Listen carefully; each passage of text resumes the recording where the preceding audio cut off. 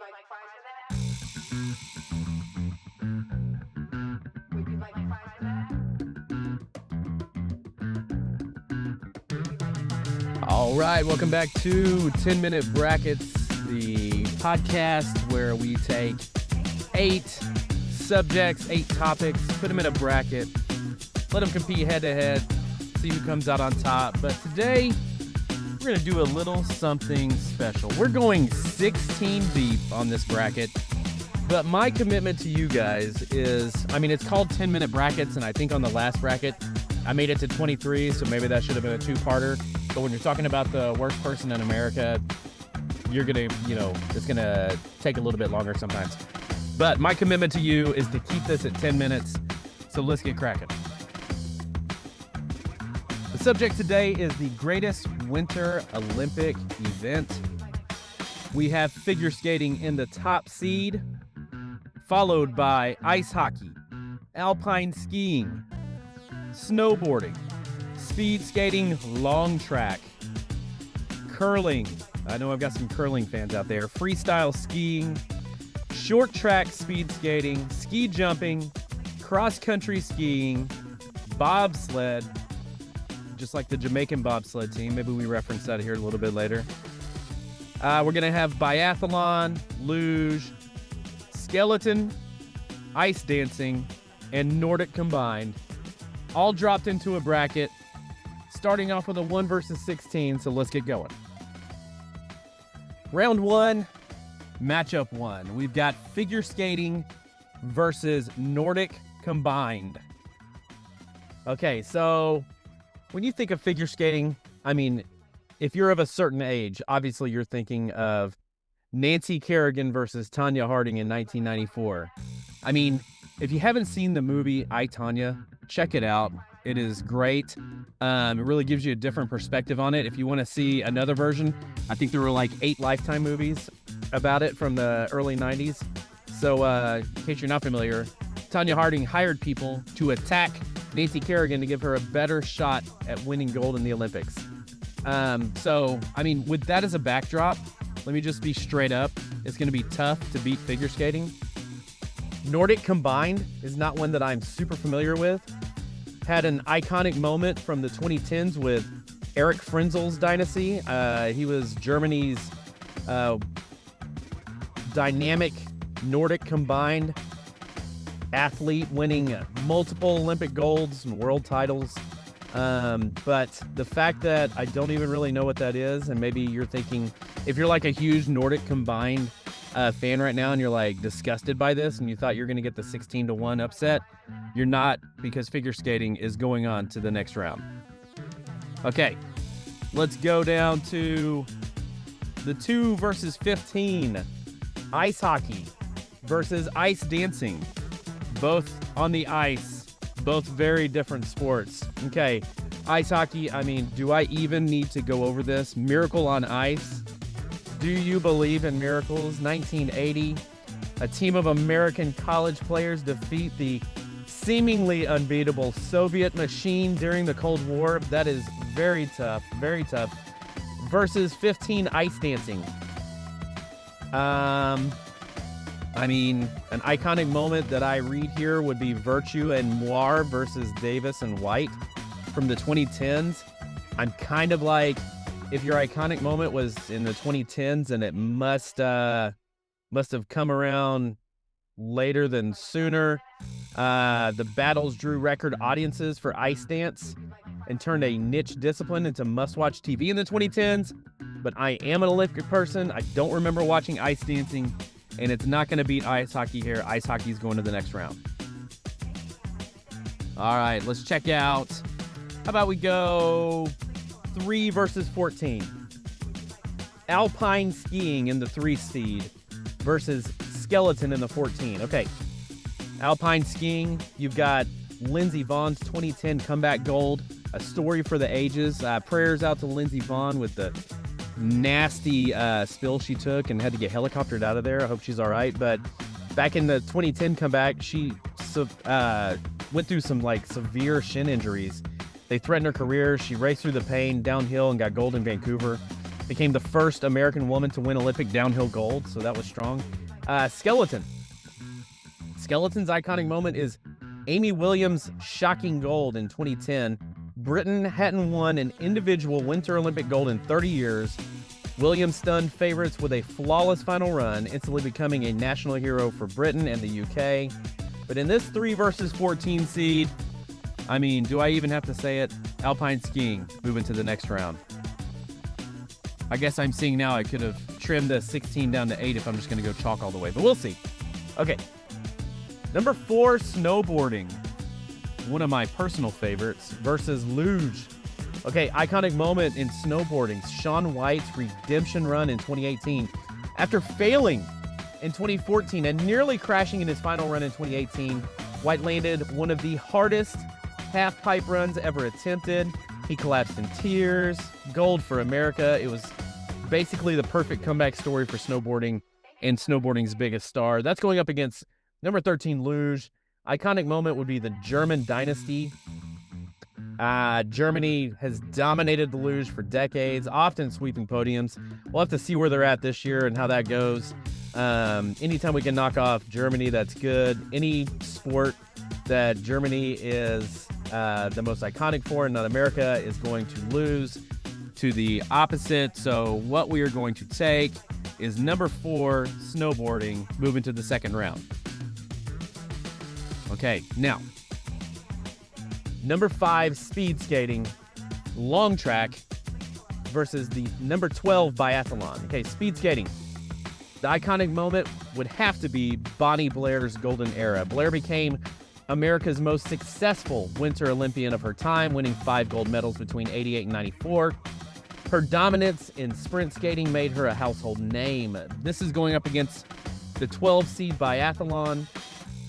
The iconic moment being when Bjorn Dahlen's 4 gold sweep in 2002. I know I butchered that name. His first name's Ole, so we'll call him Ole. Ole delivered one of the greatest Olympic performances ever, winning every biathlon event in Salt Lake City. Speed skating versus biathlon. You know, this is a tough one. How about for an upset, we're going biathlon. Biathlon's beating speed skating long track. Sorry, Bonnie Blair. Ole's moving on. Okay. Number 6, curling versus number 11, bobsleigh. Okay. Curling, iconic moment. U.S. men's miracle gold in 2018. The American team entered as underdogs, got hot at the perfect time, and took home the gold in curling versus number 11, bobsleigh. The iconic moment would be Jamaica's 1988 debut. A tropical nation entering a winter sled race captured global imagination. They crashed. They didn't medal. Their determination made them folk heroes. And the story later turned into Cool Runnings, one of the most beloved Disney Olympic movies. Curling is very niche. Bobsleigh. Look, guys, my grandma took me to the movies to see Cool Runnings. Doug E. Doug, you're moving on to the next round. All right, now we're checking out freestyle skiing versus cross-country skiing. So 7-seed freestyle versus 10-seed cross-country. Let's see, freestyle iconic moment would be Johnny Mosley's 98 Revolution. He introduced new tricks that redefined mogul skiing. His innovative style won gold and pushed freestyle skiing into the X Games era. Strong case there for freestyle. Cross-country would be Marie Bjorn's medal record. Became the most decorated Winter Olympian ever, dominating endurance skiing for over a decade. If I want to watch one over the other, I'm picking freestyle over cross-country all day long. Don't lie to me and tell me you're thinking otherwise. Okay, now the 8-9 seed, short track speed skating versus ski jumping. Iconic moment for short track would be Apollo Ono. He became America's most decorated Winter Olympian at the time, known for aggressive tactics and dramatic finishes. He always did seem kind of like drama. Ski jumping, Eddie the Eagle, 88. Eddie Edwards finished last, but became the most famous ski jumper in the world. His underdog spirit embodied Olympic participation over winning. And my deal is this: never been an Apollo Ono fan, and I really actually do love ski jumping. I'm very good at it on the Wii. If you don't have that, you should get a Wii Fit board. Just get on Marketplace. You can find one for like $20. So ski jumping, moving on to the second round. All right, second round. We're going to have a 1 of figure skating versus a 9 in ski jumping. Figure skating versus ski jumping. Okay, we're going the most popular sport versus the sport I would rather watch. Figure skating, I think, really depends, in my book, on if America has contenders. If they don't, I don't watch it, and I just don't care. But ski jumping, I don't really care as much. I mean, I always want to win, right? America all day.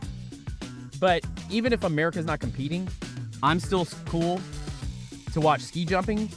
If you disagree with me, you're lying. So in this, we are having a massive upset. Ski jumping, the 9 seed, takes out figure skating to move on to the third round, to the final 4. Okay, now we're going snowboarding versus biathlon. Biathlon's tough. That's a very niche sport, but snowboarding is one of my absolute favorites. I know I already referenced Shaun White, but that's another event that even if I don't have a dog in the fight, I am watching this because these athletes are phenomenal. The tricks they do are unreal, and the way they risk their lives, their bodies at this, and like just go back up the hill and do it again is very impressive. So snowboarding is moving to the final 4. Alpine skiing versus bobsleigh. Alpine skiing strong. I do like watching them go downhill, hit those flags, get around there. Bobsleigh has my heart because of cool runnings. Can Dougie Doug take them on to the final 4? The answer, my friends, is yes. Bobsleigh moving to the final 4. And then our last competition is going to be ice hockey versus freestyle skiing. Ice hockey is tough. I love it when America dominates the sport. Freestyle skiing is very fun to watch as well. Another sport that I don't need somebody to watch but enjoy. Ice hockey, I need it to be America or I don't care. But on this one, I got to stick with ice hockey. Miracle on Ice, still, top of the charts. Miracle on Ice, ice hockey going to the final 4. So in our final 4 spots, we have number 9 ski jumping versus number 4 snowboarding, and number 11 bobsleigh versus number 2 ice hockey. So earlier on, I said I could have trimmed this down to 8. Now I realize that I'm proving myself wrong. I'm making my own case for the college football to expand their bracket. You never know who's going to win in a one-game scenario. Now let's go to the final 4. Ski jumping versus snowboarding. These two are very similar to me in interest. They're both downhill. They're both making awesome jumps. I watched the ski jumping last night. My problem is I can hit a further distance on my Wii Fit board than they can in real life. In snowboarding, I can't even stay on the snowboard on my Wii Fit board. So in this final 4 battle, snowboarding versus ski jumping, snowboarding is moving to the championship round. All right, this is a tough one, guys. The number 2 ice hockey taking on the underdog, number 11 bobsleigh. The Jamaican bobsled team, can they take out Miracle on Ice? Okay, so let's just analyze movies, okay? Which movie would I rather watch?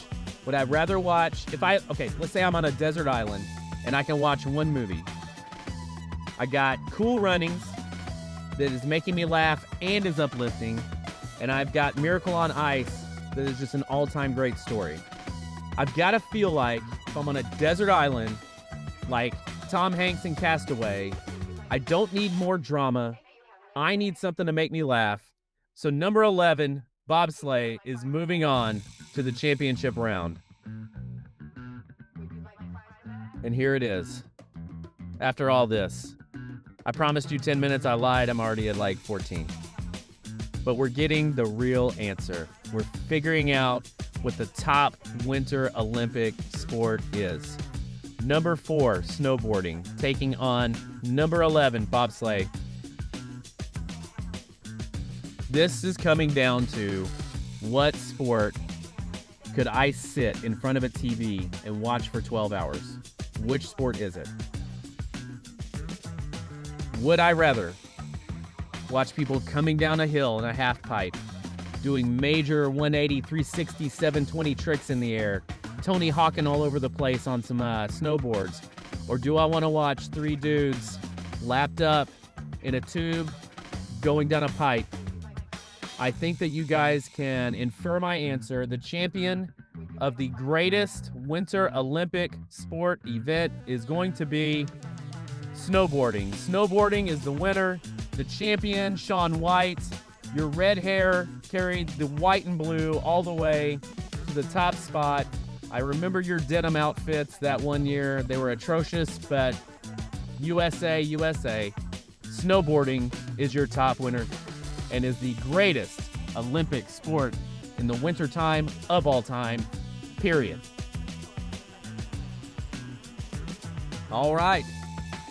Thanks for hanging out with me today. Do you agree with what I said? Yes, you love snowboarding. It's your favorite. You are probably on the same level mentally as I am.